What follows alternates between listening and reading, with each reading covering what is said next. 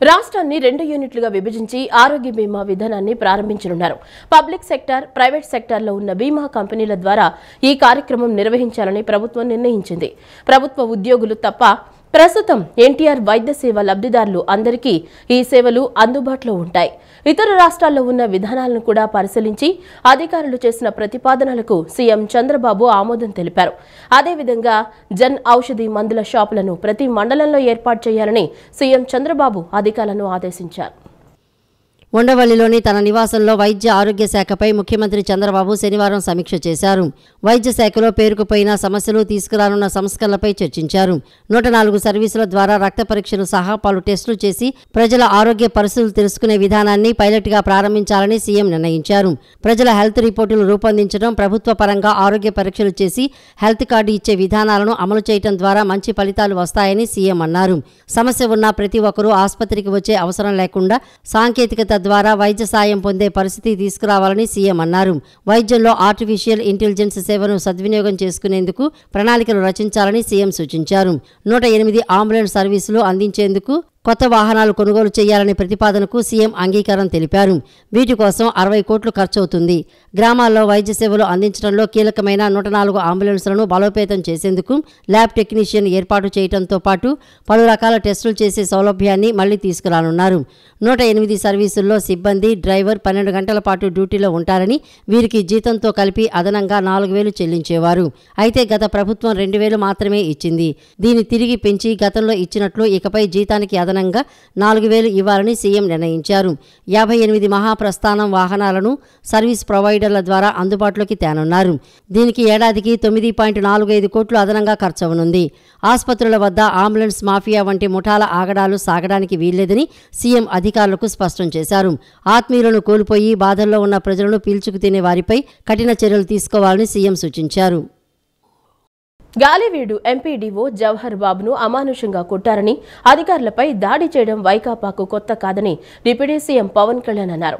ఆధిపత్యం, అహంకారంతో అధికారులపై దాడులు చేస్తే ఎలాంటి శిక్షలు పడతాయో చూపిస్తామన్నారు. అహంకారంతో వైకాపా నేతలకు కళ్లు నెత్తికెక్కాయని, ఇది వైకాపా రాజ్యం అనుకుంటున్నారా? కూటమి ప్రభుత్వం ఖబర్దార్ అంటూ మండిపడ్డారు. మీ అహంకారం ఎలా అణిచివేయాలో తమకు తెలుసని, చేసి చూపిస్తామన్నారు. అధికారులపై దాడి చేస్తే తోలు తీస్తామని పవన్ హెచ్చరించారు.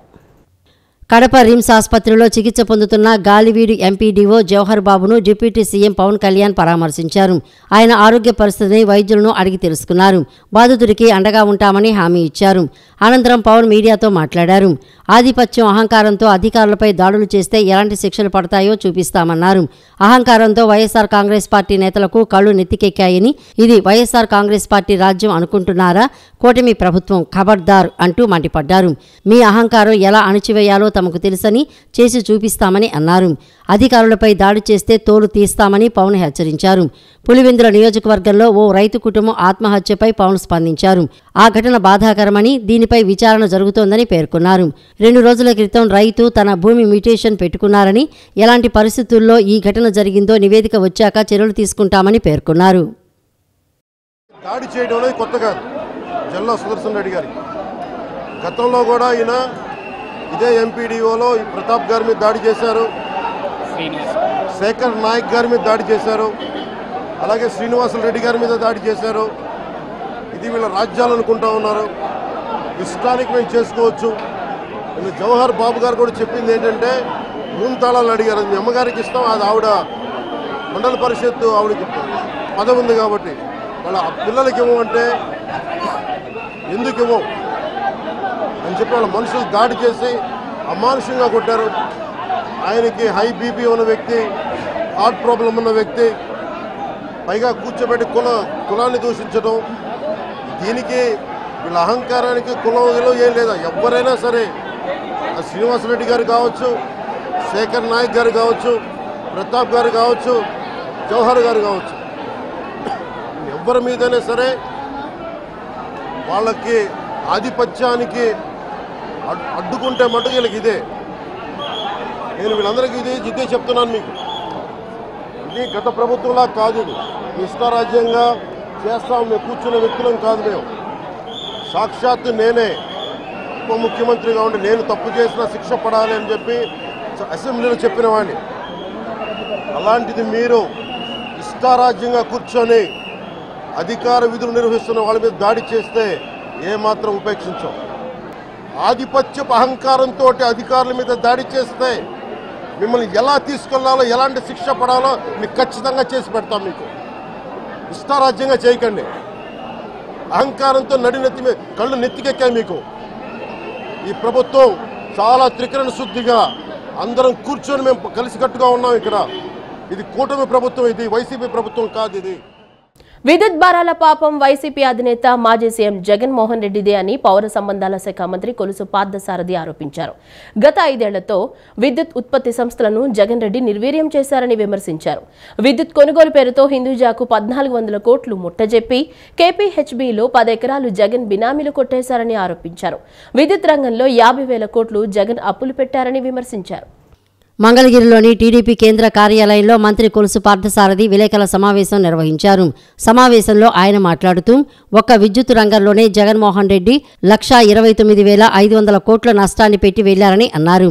2014-19లో చంద్రబాబు పాలనలో మిగులు విద్యుత్ ఉత్పత్తి చేసి జగన్ చేతిలో పెట్టి వెళ్లారని పేర్కొన్నారు. ఏపీని లోటు విద్యుత్ నుంచి మిగులు విద్యుత్తుగా సీఎం చంద్రబాబు మార్చారని అన్నారు. పోలవరం 2021లో పూర్తి చేసి ఉంటే విద్యుత్తు ఆదా అయ్యేదని తెలిపారు. హిందూజాకు 1,400 కోట్లు జగన్ అప్పనంగా ఇచ్చారని మంత్రి కొలుసు పార్థసారథి ఆరోపించారు. తాము అధికారంలో ఉన్నప్పుడు చేసిన పాపాలను కప్పిపుచ్చుకోవటానికి ఈ విద్యుత్ ఛార్జీల పెంపు అని చెప్పేసి అబద్ధాలు ప్రచారం చేస్తూ పెద్ద షో క్రియేట్ చేస్తానికి ప్రయత్నం చేశారు.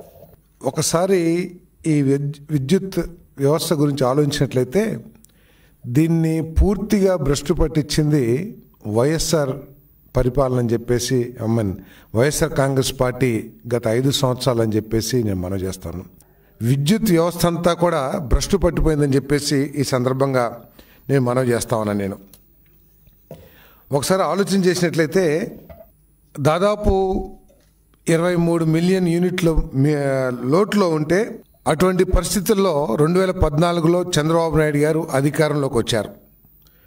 వచ్చి 2019 కల్లా మిగులు రాష్ట్రాన్ని విద్యుత్ మిగుల్లోకి తీసుకొచ్చి ఆ రోజు జగన్మోహన్ రెడ్డి గారి చేతిలో పెడితే ఈరోజు ఏ విధంగా విద్యుత్ వ్యవస్థ అంతా కూడా నాశనం అయిపోయి ప్రజల మీద లక్షల కోట్ల భారం ఏ విధంగా పడుతుందో ఓసారి ఆలోచించాల్సిన అవసరం ఉందని చెప్పేసి మనం చేస్తాను.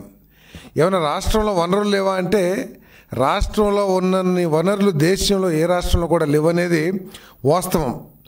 కేవలం జగన్ అవినీతి అదేవిధంగా కక్ష సాధింపు చర్యల మూలంగానే ఈ విద్యుత్ వ్యవస్థకి ఈ దుస్థితి పట్టిందని చెప్పేసి నేను మనవి చేస్తా ఉన్నాను.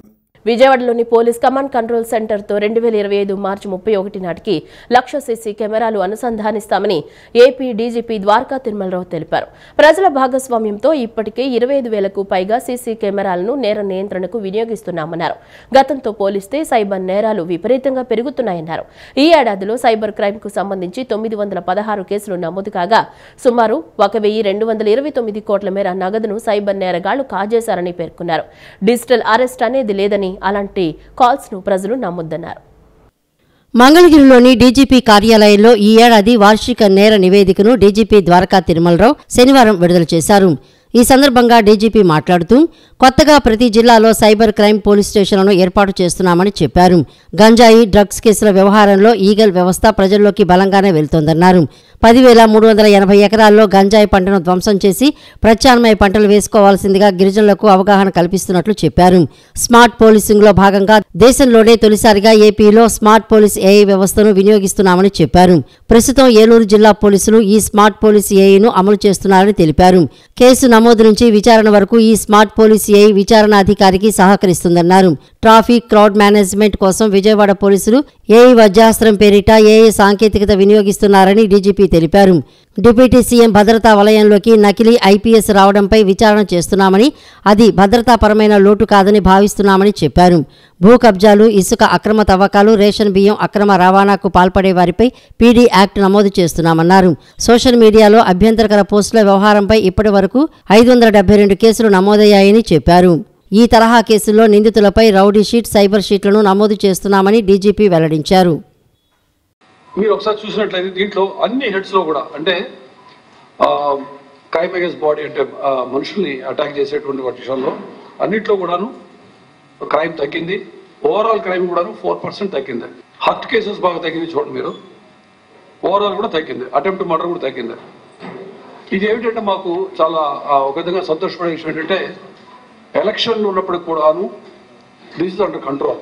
అంటే ఎలక్షన్ టైంలో జనరల్లీ క్రైమ్ అగేన్స్ బాడీ జరుగుతుంది, అయినప్పుడు కూడా బాగా కంట్రోల్కి వచ్చింది. We're happy about it. When you look at the property offences చూసినప్పుడు మర్డర్ ఆఫ్ గెయిన్ 42 నుంచి 46 పెరిగింది. అంటే 4 కేసులు పెరిగినప్పటికీ 9.5% చూపిస్తాం, అది వేరియేషన్ బట్టి. అదేవిధంగా రాబరీ కేసు పెరిగినాయి, కొంచెం ఎక్కువ 26% పెరిగింది.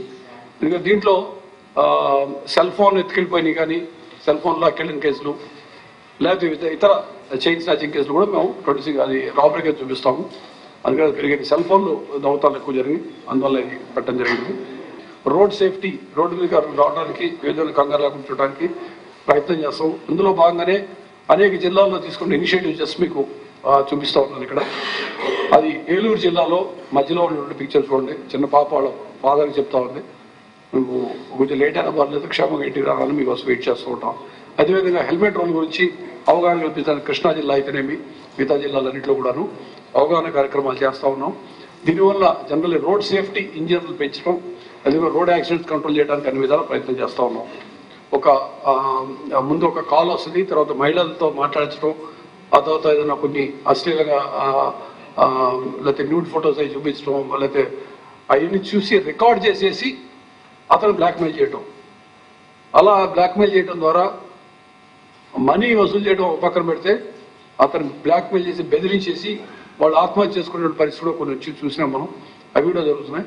సో ఇవన్నీ డిఫరెంట్ హెడ్స్లో పెరుగుతూ ఉన్నాయి. క్రైమ్, సైబర్ క్రైమ్ పెరిగింది.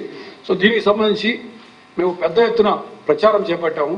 అన్ని జిల్లాల్లో కూడాను ప్రచారం చేపడతా ఉన్నాము. మీకు తెలుసు, ముఖ్యమంత్రి గారు చాలా సీరియస్ తీసుకున్నారు దీన్ని. ప్రతి జిల్లాలో కూడా, అంటే ప్రస్తుతానికి మనకు 3 సైబర్ క్రైమ్ పోలీస్ స్టేషన్స్ ఉన్నాయి. ఒకటి సిఐడిలోను, ఒకటి విజయవాడలోను, ఒకటి వైజాగ్లో మాత్రమే ఉన్నాయి. మిగతా ఏంటంటే రెగ్యులర్ పోలీస్ స్టేషన్లు పోయి కంప్లైంట్ ఇస్తున్నారు. వాళ్ళకి తెలియక ఇన్వెస్టిగేషన్ సరైన సమయంలో స్పందించలేకపోతున్నారు. కాబట్టి ప్రతి జిల్లాకి ఒక సైబర్ క్రైమ్ పోలీస్ స్టేషన్ పెట్టాలనే ప్రతిపాదన పంపించాం. సీఎం గారు దానికి చెప్పారు ప్రతి జిల్లాలో పెట్టమని. అదేవిధంగా పెద్ద ఎత్తున ప్రచారం చేయమని చెప్పారు. ముఖ్యంగా మన విజయవాడ, వైజాగ్ ప్రాంతాల్లో చూసుకున్నట్లయితే ఇన్ఫాక్ట్ మిగతా జిల్లాలో కూడాను చిన్న 1 minute 45 seconds 1.5 minutes షార్ట్ వీడియోలు పెట్టి ప్రచారం బాగా చేస్తూ ఉన్నాం. వాట్సాప్ల ద్వారా అందరికి పంపించి చేస్తూ ఉన్నాం. భారత రాజ్యాంగం అమల్లోకి వచ్చి 75 ఏళ్లు పూర్తవుతున్న సందర్భంగా ఆనాటి రాజ్యాంగ రచనలో భాగస్వామ్యులైన తెలుగు ప్రముఖులను స్మరించుకునేలా 2025వ సంవత్సరానికి రూపొందించిన నూతన క్యాలెండర్ను ముఖ్యమంత్రి నారా చంద్రబాబు నాయుడు శనివారం ఉండవల్లిలోని నివాసంలో ఆవిష్కరించారు. క్యాలెండర్లో ప్రచురించిన ఒక్కో ప్రముఖుడి గొప్పతనాన్ని ముఖ్యమంత్రి ఈ కార్యక్రమంలో మరోసారి గుర్తు చేశారు. విజయవాడలో ప్రపంచ తెలుగు రచయితల మహాసభలు నిర్వహించుకోవటం తెలుగు వారందరికీ గర్వకారణమని సీఎం చంద్రబాబు తెలిపారు. మాతృభాషను భవిష్యత్ తరాలకు పదిలంగా అందించడమే లక్ష్యంగా నిర్వహిస్తున్న ఈ మహాసభలు జరిగే ప్రాంగణానికి అమరజీవి పొట్టి శ్రీరాములు పేరును పెట్టడం ఆ మహానుభావుడు తెలుగు జాతి కోసం చేసిన అద్వితీయ త్యాగాన్ని ప్రతి ఒక్కరికి గుర్తు చేస్తోందన్నారు. అలాగే ప్రధాన వేదికకు తెలుగు భాషాభివృద్ధి కోసం గణనీయమైన కృషి చేసిన రామోజీరావు పేరు పెట్టడం కూడా అభినందనీయమన్నారు. ఈ మహాసభలకు విచ్చేసిన అతిథులకు, పాల్గొంటున్న తెలుగు భాషాభిమానులకు అందరికీ ధన్యవాదాలు తెలిపారు. ఈ మహాసభలు విజయవంతం అవ్వాలని కోరుకుంటూ నిర్వాహకులకు ప్రత్యేక అభినందనలు తెలియజేశారు. తనపై వైసీపీ దుష్ప్రచారం చేస్తోందని మంత్రి కొండపల్లి శ్రీనివాస్ ఆరోపించారు. మాజీ మంత్రి బొత్స సత్యనారాయణను కాకా పట్టామని అబద్ధపు ప్రచారం చేస్తున్నారని విమర్శించారు. విజయనగరంలో బొత్స కుటుంబ పాలన పోయి కూటమి పాలన వచ్చిందని గుర్తు చేశారు. కార్యకర్తల మనోభావాలు దెబ్బతినేలా కొందరు ప్రయత్నిస్తున్నారని మండిపడ్డారు. టీడీపీ శ్రేణులను బలహీనపరచాలనే వైసీపీ ఆలోచన సఫలం కాదన్నారు. వైసీపీ తప్పుడు ప్రచారాన్ని ప్రజలు నమ్మొద్దని మంత్రి కొండపల్లి శ్రీనివాస్ అన్నారు. మంగళగిరిలో టీడీపీ కేంద్ర కార్యాలయంలో మంత్రి కొండపల్లి శ్రీనివాస్ విలేకరుల సమావేశం నిర్వహించారు. సమావేశంలో ఆయన మాట్లాడుతూ టీడీపీ కార్యకర్తలను బలహీనపరచాలనే వైసీపీ ఆలోచన ఎన్నటికీ సఫలం కాదని అన్నారు. చంద్రబాబు నాయకత్వంలో లోకేష్ ఆలోచనలతో ఉత్తరాంధ్ర అభివృద్ధి వైపు దూసుకువెళ్తోందని అన్నారు. నీటిపారుదల, వ్యవసాయం, రోడ్ అండ్ బిల్డింగ్స్ విషయాల్లో చిత్తశుద్ధితో పరిష్కార మార్గాలు వెతుకుతున్నామని మంత్రి కొండపల్లి శ్రీనివాస్ అన్నారు. టీడీపీ నాయకత్వాన్ని బలహీనపరచాలని వైసీపీ దుష్ప్రచారం చేస్తోందని మండిపడ్డారు. ప్రస్తుతం ఉత్తరాంధ్రలో మంచి వాతావరణం ఉందన్నారు. వైసీపీ బలహీన పట్టంతో కొత్త రకం డ్రామాలు ఆడుతున్నారని విమర్శించారు. బొత్స సత్యనారాయణను కాకా పట్టమనడం అసత్య ప్రచారమేనని చెప్పారు. 175 అసెంబ్లీ స్థానాల్లో 88 మంది కొత్త అభ్యర్థులకు పట్టం కట్టారంటే అది టీడీపీపై ఉన్న నమ్మకమని చెప్పారు. ప్రతిపక్ష హోదా కూడా దక్కని వైసీపీ పార్టీ ఆలోచన విధానం ఇప్పటికైనా మారాలని తెలిపారు. భవిష్యత్తులో విజయనగరం జిల్లాను ఆదర్శ జిల్లాగా మారుస్తామని చెప్పారు. వైసీపీ తప్పుడు ప్రచారాన్ని నమ్మవద్దని అన్నారు. బొత్స సత్యనారాయణ భూదందాలు భూ కబ్జాలు తమ దృష్టికి వచ్చాయని మంత్రి శ్రీనివాస్ పేర్కొన్నారు. లీడర్షిప్ని పూర్తిగా నిర్వీర్యం చేసే క్రమం మొదలైందని చెప్పుకోవాలి. దాన్ని తట్టుకోలేక ఈరోజు ప్రతిపక్ష మీడియాలు వాళ్ళని బలపరచడానికి ఈరోజు మమ్మల్ని బలహీనం చేసే ప్రయత్నం చేస్తున్నారు తప్పించి ఇక్కడ ఉన్నటువంటి సత్యం ఎటువంటిది లేదని నేను చెప్పగలను. ఎందుకంటే మీరు చూసుకుంటే గడిచిన 40 సంవత్సరాల మా కుటుంబం రాజకీయ నేపథ్యం తాతయ్య గారి మీద అవ్వచ్చు, లేకపోతే బాబాయ్ గారి మీద అవ్వచ్చు, ఈరోజు నేను కంటెస్ట్ చేస్తున్నటువంటి ఫ్యామిలీ బొత్స కుటుంబం. ఆ కుటుంబం మీద మేము పోరాడి గెలిచి ఈరోజు పార్టీని ఈ రకంగా పార్టీని పూర్తి స్థాయిలో కసరత్తు చేస్తూ పార్టీ తాల కేడర్తో మమేకమై పనిచేస్తున్న తరుణంలో ఈరోజు వాళ్ళు వచ్చి మేమేదో ఆయన కాలు పట్టుకున్నామని ఆయన తాలకు ఇదని చెప్పడం ఎటువంటి అసత్య ప్రచారాలు తప్పించి ఇది పూర్తిగా నిజం లేదని నేను చెప్పగలను. అంతేకాకుండా గడిచిన 20 సంవత్సరాల్లో విజయనగరం ప్రజానీకం ఆయనకి ఆ కుటుంబానికి 3 సార్లు మంత్రి పదవి కానీ 3 సార్లు ఎంపీ కానీ 3 సార్లు జిల్లా పరిషత్ కానీ ఇవ్వడం జరిగింది. అయితే విజయనగరం జిల్లాకి వాళ్ళు తీసుకొచ్చింది ఏంటని నేను అడుగుతున్నాను. విజయనగరం జిల్లాలో ఎటువంటి అభివృద్ధి తీసుకొచ్చారు? వాళ్ళు కుటుంబ పరిపాలన చేసుకొని జిల్లా మొత్తం దోచుకున్నారా కానీ ఈరోజు కుటుంబాన్ని విజయనగరం జిల్లాకు కానీ విజయనగరం జిల్లా వాసులకు కానీ ఆర్థిక అభివృద్ధి కానీ ఎటువంటి అభివృద్ధికి తీసుకొచ్చారని నేను అడుగుతున్నాను. అంతరించిపోతున్న మత్స్య సంపదను తిరిగి పెంచడంతో పాటు మత్స్యకారులకు జీవనోపాధి కల్పించేందుకు నదీ తీర ప్రాంతాలలో చేప పిల్లల్ని విడుదల చేస్తున్నట్లు జిల్లా collector doctor G Lakshmisha, MLA Yalamanchili Sujana చౌదరిలు తెలిపారు. మత్స్యకారుల సంక్షేమంతో పాటు మత్స్య సంపదను పెంచడానికి రాష్ట్ర ప్రభుత్వం కృషి చేస్తోందన్నారు. ప్రభుత్వం కల్పిస్తున్న ప్రయోజనాలను మత్స్యకారులు సద్వినియోగం చేసుకుని ఆర్థిక పురోగతి సాధించాలని కలెక్టర్ కోరారు. జిల్లా మత్స్యశాఖ ఆధ్వర్యంలో భవానీపురం సమీపంలోని భవానీ ఘాట్ వద్ద శనివారం జిల్లా కలెక్టర్ జి లక్ష్మీశ, విజయవాడ పశ్చిమ నియోజకవర్గ ఎమ్మెల్యే యలమంచిలి సుజనా చౌదరి కృష్ణానదిలో చేప పిల్లలను విడుదల చేశారు. ఈ సందర్భంగా జిల్లా కలెక్టర్ మాట్లాడుతూ మత్స్యకారుల సంక్షేమంతో పాటు మత్స్య సంపదను పెంచడానికి రాష్ట్ర ప్రభుత్వం కృషి చేస్తోందని తెలిపారు. ఇందులో భాగంగా కృష్ణానది పరివాహక ప్రాంతాల్లో చేప పిల్లలను విడుదల చేయడం జరుగుతుందని, 7 నెలల అనంతరం మత్స్యకారులు ఉచితంగా చేపలను వేటాడి వాటిని విక్రయించుకుని ఆర్థిక ప్రయోజనం పొందాలన్నదే ఈ కార్యక్రమం ఉద్దేశమని తెలిపారు. ఎమ్మెల్యే యలమంచిలి సుజనా చౌదరి మాట్లాడుతూ మత్స్యకారులకు ఆర్థిక ప్రయోజనాలు చేకూర్చేందుకు కేంద్ర రాష్ట్ర ప్రభుత్వాలు పలు కార్యక్రమాలను అమలు చేస్తోందని అన్నారు. ప్రధానమంత్రి మత్స్య సంపద యోజన పథకం ద్వారా మత్స్యకారులకు 4 చక్రాలు, 3 చక్రాలు, ద్విచక్ర వాహనాలను సబ్సిడీపై అందజేస్తున్నట్లు తెలిపారు. వేటకు వెళ్లే మత్స్యకారులకు లైసెన్సులు మంజూరు చేయడం జరుగుతుందని, 50 సంవత్సరాలు పైబడిన మత్స్యకారులకు పెన్షన్ సౌకర్యం కల్పిస్తున్నట్లు ఆయన పేర్కొన్నారు. ప్రమాదవశాత్తు మరణించిన మత్స్యకారుల కుటుంబాలకు నష్టపరిహారం కింద ఆర్థిక సహాయం అందజేస్తున్నట్లు తెలిపారు. మన ఫిషరీస్ డిపార్ట్మెంట్ వాళ్ళు, కమిషనర్ గారు, మన జిల్లా ఎన్టీఆర్ డిస్ట్రిక్ట్ కలెక్టర్ గారు కలిసి కార్యక్రమం పెట్టారు. 7.5 లక్షల చేప పిల్లల్ని ఈరోజు సీడ్ కింద వేయటం జరిగింది కృష్ణానదిలో. అయితే 5-6 నెలల్లో, అంటే మ్యాక్సిమం ఒక 7 నెలల్లో సుమారుగా ఒక 70 నుంచి 80% వరకు కనుక ఈ పిల్లలు బతికి బాగా వెయిట్ గెయిన్ చేస్తే మత్స్యకారులకు సుమారుగా 500 నుంచి 600 కోట్ల వరకు ఇన్కమ్ రావడానికి అవకాశం ఉంది. అంటే ఓవరాల్గా 100 రూపాయలు పర్ కేజీ వేసుకుంటే కూడా అంత విలువ రావడానికి అవకాశం ఉంది. అంటే మత్స్యకారుల కోసం కూటమి ప్రభుత్వం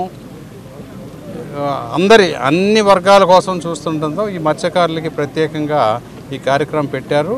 ఇక్కడ ప్రతి చోట ఎక్కడెక్కడైతే కుదురుతుందో అన్ని చోట రాష్ట్రం మొత్తంలో కూడా చేస్తూ ఉన్నారు. ఇది ఈరోజు సాయంత్రం ఈ కార్యక్రమంలో పాల్గొన్నందుకు నాకు చాలా సంతోషంగా ఉంది.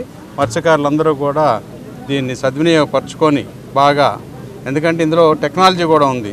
ఎప్పుడు ఫిష్ని మళ్ళీ పట్టుకోవాలి, ఎప్పుడైతే దానికి వేటకి వెళ్ళకూడదు అనేది కూడా. ఎందుకంటే ఫిష్ మళ్ళీ బ్రీడింగ్ టైంలో వేటకు కూడా వెళ్ళకూడదు. ఆ టెక్నాలజీని కూడా వాడుకొని మత్స్యకారులందరూ కూడా బెనిఫిట్ పొందాలని చెప్పి పశ్చిమ నగరాన్ని అన్ని రంగాల్లో అభివృద్ధి చేస్తానని పశ్చిమ ఎమ్మెల్యే సుజనా చౌదరి వెల్లడించారు. అభివృద్ధిలో భాగంగా నియోజకవర్గంలో పలు శంకుస్థాపనలు చేస్తున్నట్లు తెలిపారు. సుమారు 90 లక్షల రూపాయలతో సీసీ రోడ్లు, రిటర్నింగ్ వాల్, భవన నిర్మాణ పనులను ప్రారంభిస్తున్నట్లు పేర్కొన్నారు. పశ్చిమ నియోజకవర్గంలో నిన్న ఎమ్మెల్యే సుజనా చౌదరి పలు నిర్మాణ పనులకు శంకుస్థాపన చేశారు. నియోజకవర్గంలో 49, 48 డివిజన్లలోని పలు ప్రాంతాల్లో 89,50,000 రూపాయల నగరపాలక సంస్థ జనరల్ ఫండ్ నిధులతో సీసీ రోడ్లు, భవనం, రిటైనింగ్ వాల్ నిర్మాణం కోసం పనులను ప్రారంభించారు. ఈ సందర్భంగా ఎమ్మెల్యే సుజనా చౌదరి మాట్లాడుతూ పశ్చిమ నియోజకవర్గాన్ని రాష్ట్రంలోనే మోడల్ డివిజన్గా తీర్చిదిద్దేందుకు కృషి చేస్తున్నట్లు చెప్పారు. 49 డివిజన్లో 2 డివిజన్లలో ఒక రోడ్డు, ఒక రీటైనింగ్ వాల్, ఒక స్కిల్ డెవలప్మెంట్ సెంటరు 3 కూడా ఓపెన్ చేయడం జరిగింది. ఇట్లా మొత్తం ప్రతి డివిజన్లో కూడా పనులకి మున్సిపల్ కార్పొరేషన్ కమిషనర్ గారితో కూడా మాట్లాడుతూ ఉన్నాను. మంత్రి నారాయణ గారు కూడా అన్ని విధాలా సహకరిస్తూ ఉన్నారు. బ్రహ్మాండంగా మన కాన్స్టిట్యున్సీని, మన నియోజకవర్గాన్ని బాగా డెవలప్ చేసుకుంటాం. 49వ డివిజన్ కార్పొరేటర్ బుల్లా విజయ్ కుమార్ మాట్లాడుతూ గత ప్రభుత్వంలో అభివృద్ధి జరగలేదని అన్నారు. ఈ కూటమి ప్రభుత్వం వచ్చాక రాష్ట్రం, నగరం అభివృద్ధి పనులతో దూసుకుపోతోందని తెలిపారు. 45 లక్షల రూపాయలు పెట్టి కొండ ప్రాంతంలో నివసిస్తున్నటువంటి ప్రజలు ఎప్పటి నుండో మా మీద రాళ్లు పడిపోతున్నాయి, ఇళ్ళని డ్యామేజ్ అవుతుంది, వర్షాలు తుఫాన్లు వచ్చినప్పుడు ఇబ్బంది పడుతున్నాం అని చెప్పినప్పుడు గత ప్రభుత్వంలో ఉన్నటువంటి వాళ్ళు ఎవరు కూడా మా మొర ఆలకించలా. కొత్తగా ఏర్పడినటువంటి కూటమి ప్రభుత్వంలో మా పశ్చిమ నియోజకవర్గంలో ఎన్నుకోబడినటువంటి ఎమ్మెల్యే యలమంచి సత్యనారాయణ చౌదరి గారు ఆయన దృష్టికి తీసుకున్న వెంటనే ఈ కింద ఉన్న కొండ మీద ప్రాంతంలో ఉన్న ప్రజలే మానవత్వంతో పనిచేయాలని చెప్పి వెంటనే మున్సిపల్ కమిషనర్ గారితో మాట్లాడి 45 లక్షల రూపాయలు శాంక్షన్ చేసి ఇవాళ రిటైనింగ్ వాల్కి శంకుస్థాపన చేయడం జరిగింది. పనులు ప్రారంభించడం జరుగుతుంది. కార్పొరేటర్ ఉమ్మడి చంటి మాట్లాడుతూ గత వైసీపీ ప్రభుత్వంలో అనేక ఇబ్బందులు ఎదుర్కొన్నామని, నగరంలో అభివృద్ధి అనే పదానికి తావులేకపోయిందని తెలిపారు. ఈ ప్రభుత్వం వచ్చాక అభివృద్ధి మొదలైందని అన్నారు. మరి ఇక్కడ కాలువలు కానివ్వండి, అదేవిధంగా రోడ్లు కానివ్వండి, అదేవిధంగా రిటర్నింగ్ వాల్ కానివ్వండి, మరి దూసుకెళ్ళిపోతూ ఉన్నారు. అభివృద్ధి పనులు ఇంతకుముందు 5 ఏళ్ళలో మాత్రం అభివృద్ధి సరిగ్గా జరగలేదు. ఇప్పుడు మాత్రం సుజనా చౌదరి గారు చెప్పంగానే మరి పనులు చేపించడం జరుగుతూ ఉంది. ఎమ్మెల్యే గారు సుజనా చౌదరి గారి ఆశీస్సులతో, అదేవిధంగా కూడా కమిషనర్ గారి సహకారంతో అందరం కూడా మేము ఇదివరకు జరగని డివిజన్లన్నీ కూడా ఇప్పుడు పరిగెడుతూ ఉన్నాయి. తిరుమల వెంకటేశ్వర స్వామి పరకామణి డబ్బు దోచిన వారిని వదిలిపెట్టబోమని టీటీడీ పాలక మండలి సభ్యుడు భానుప్రకాష్ రెడ్డి అన్నారు. పరకామణిలో విదేశీ డాలర్లు దోచిన వారిపై చర్యలు తీసుకోవాలని డీజీపీకి ఫిర్యాదు చేసినట్లు వెల్లడించారు. ఘటనపై టీటీడీ ఈవో శ్యామలరావు విజిలెన్స్ ఎంక్వైరీకి ఆదేశాలు ఇచ్చినట్లు తెలిపారు. పరకామణి దోపిడీలో వైఎస్ఆర్సీపీ పెద్దల పాత్ర ఉందని భానుప్రకాష్ రెడ్డి ఆరోపించారు. డీజీపీ ద్వారకా తిరుమలరావును బీజేపీ ప్రతినిధి బృందం నిన్న కలిశారు. తిరుమల పరకామణి కేసు విషయంలో విచారణ చేయాలంటూ డీజీపీకి బీజేపీ నేతలు వినతి పత్రం అందజేశారు. కమలం నేతలు పాతూరి నాగభూషణం, తిరుపతి పాలక మండలి సభ్యులు భానుప్రకాష్ రెడ్డి, మైనారిటీ మోర్చా రాష్ట్ర అధ్యక్షుడు షేక్ బాజీ డీజీపీని కలిసిన వారిలో ఉన్నారు. అనంతరం TTD board member Bhanuprakash Reddy మాట్లాడుతూ గత ప్రభుత్వంలో పరకామణిలో రవికుమార్ అనే వ్యక్తి దొంగతనం చేస్తూ దొరికారని, అతన్ని విజిలెన్స్ పట్టుకోవడం సంతోషకరమని అన్నారు. కానీ డబ్బు రికవరీ చేయకుండా పోలీసులు కొంతమంది బోర్డు మెంబర్స్ కాపాడారని ఆరోపించారు. వాటాల కోసం కొంతమంది గజ దొంగలు ప్లాన్ చేశారని తెలిపారు. ఈ విషయంలో కొత్తగా ఆర్ఆర్ఆర్లు ఉన్నారని, త్వరలోనే వారి పేర్లు బయటపెడతామని హెచ్చరించారు. విచారణలో టీటీడీపై ఓ పోలీసు అధికారి ఒత్తిడి తెచ్చారని, ఈ కేసు రాజీకి తీసుకుని వెళ్లిన ఆ పోలీసు అధికారి ఎవరు అని ప్రశ్నించారు. 100 కోట్లకు పైనే దోపిడీ జరిగిందన్నారు. క్లర్కు స్థాయి వ్యక్తికి కోట్ల ఆస్తులు ఎలా వచ్చాయని నిలదీశారు. స్వామివారి సొత్తు తిన్న ప్రతి ఒక్కరిని కక్కిస్తామని స్పష్టం చేశారు. ఈ విషయంపై ఇప్పటికే టీటీడీ ఈవో విజిలెన్స్ విచారణకు ఆదేశించారని తెలిపారు. వైసీపీ దేవాలయాలను దోచుకుందని విమర్శించారు. పోలీసు సర్వీస్ అడ్మినిస్ట్రేటివ్ సర్వీసును వైసీపీ సర్వీసుగా మార్చుకుందని విమర్శించారు. గత ప్రభుత్వం ఈ కేసును ఎందుకు నిర్లక్ష్యం చేసిందని భానుప్రకాష్ రెడ్డి తీవ్రస్థాయిలో ఆగ్రహం వ్యక్తం చేశారు. స్వామివారి కార్పస్ ఫండ్ కింద డిపాజిట్ చేస్తారు. మిత్రులారా, మీరు హుండీలు వేసారు, మీరు ఎప్పుడైనా గమనించినట్టయితే మీ ఆఫరింగ్స్, మీరు చేసే కానుకలు స్వామివారి కార్పస్ ఫండ్ కింద పోతుందని చెప్పి అక్కడ రాసుంటారు. కానీ గత ప్రభుత్వంలో రవికుమార్ అనే వ్యక్తి పరకామణిలో దొంగతనం చేస్తూ 23/4/2023లో విజిలెన్స్ అధికారులకి దొరికాడు. లోపల నుంచి అమెరికన్ డాలర్స్ $100 తీసుకొని వస్తూ ఉంటే, $1000 తీసుకొని వస్తుంటే విజిలెన్స్ అధికారులు పట్టుకున్నారు. ఎస్, షబాష్, పట్టుకున్నారు, సంతోషం. ఏం చేశారయ్యా? పట్టుకుంటే ఏ విధంగా వారి దగ్గర నుంచి డబ్బు రికవరీ చేయాలి, ఏ విధంగా స్వామివారికి ఖజానాలో నింపాలి, ఏ విధంగా ఆయన మీద క్రిమినల్ ప్రొసీడింగ్స్ తీసుకోవాలని చెప్పి ఆలోచించాల్సిన పోలీస్ అధికారులు ఆ రోజు ఉన్నటువంటి అందరూ కాదు, కొందరు అధికారులు, టీటీడీలో ఉన్నట్టు కొందరు ఉన్నతాధికారులు, టీటీడీలో బోర్డులో ఉన్నటువంటి కొందరు వారిని ఏ విధంగా తప్పించాలని చెప్పి ఆలోచించారు. మిత్రులారా, రవికుమార్ని ఏ విధంగా తప్పించాలి, కొట్టేసినటువంటి సొమ్మును ఏ విధంగా పంచుకోవాలి. ఒక పక్క పరకామంలో దొంగతనం చేస్తే ఆ దొంగ నుంచి ఈ గజ దొంగలు, ఆ దొంగ నుంచి కొందరు గజ దొంగలు వాటాలు తీసుకోవడం జరిగింది. దొంగ కేసులో ఒత్తిడి తెచ్చి రాజీ బొమ్మని చెప్పి ఎవరు ఏ పోలీస్ అధికారిని చెప్పి శ్రీవారి భక్తుడిగా టీటీడీ ధర్మకర్తల మండలి సభ్యుడిగా భారతీయ జనతా పార్టీ ప్రశ్నిస్తోంది గత ప్రభుత్వాన్ని. చైర్మన్లు కానీ ధర్మారెడ్డి కానీ వాటిని తొక్కిపెట్టి మాట్లాడిన దానికి విలువ లేకుండా చేయడం జరిగింది. ఈరోజు బోర్డులో ఉన్నారు, ఆయనకు అన్ని తీర్మానాలు కానీ ఏమేం జరిగింది మొత్తం తెలిసింది కాబట్టి ఈ రోజున ఆ జరిగిన అవకతవకలు ఏవైతే ఉన్నాయో వాటిని ప్రజలకు దృష్టికి తీసుకువెళ్ళాలి, దేవుడి సొమ్మును రక్షించాలనే ఒక మంచి ఉద్దేశంతో ఈ రోజున రిప్రజెంటేషన్ ఇవ్వడం జరిగింది డీజీపీ గారికి. అదేవిధంగా మధ్యాహ్నం 3 గంటలకి ఇంటెలిజెన్స్ లడ్డా గారికి కూడా మేము రిప్రజెంటేషన్ ఇవ్వడం జరుగుతుంది. ప్రముఖ సినీ నటుడు రామ్ చరణ్ భారీ కటౌట్ విజయవాడ బృందావన్ కాలనీలో వెలిసింది. రామ్ చరణ్ యువశక్తి ఆధ్వర్యంలో ఏర్పాటు చేసిన భారీ కటౌట్ ని గేమ్ చేంజర్ చిత్ర బృందం ఈ రోజు మధ్యాహ్నం 3 గంటలకు ఆవిష్కరించనుంది. దీనికి సంబంధించిన పనులు గత 4 రోజులుగా జరిగాయి. ఈ కార్యక్రమానికి 1500 నుంచి 2000 మంది అభిమానులు వచ్చే అవకాశం ఉందని నిర్వాహకులు చెప్తున్నారు. కటౌట్ ఓపెనింగ్ కార్యక్రమానికి అనుమతి ఇచ్చినట్లు పోలీసులు తెలిపారు. సుమారు 250 అడుగుల ఎత్తుగల ఈ భారీ కటౌట్ దేశంలోనే అతి పెద్దదని మెగా అభిమానులు చెప్తున్నారు. ఓపెనింగ్ తర్వాత కటౌట్ పై హెలికాప్టర్ తో పూలు చల్లే అవకాశం ఉంది. ఈ వార్తలు ఇంతటితో సమాప్తం. నమస్కారం.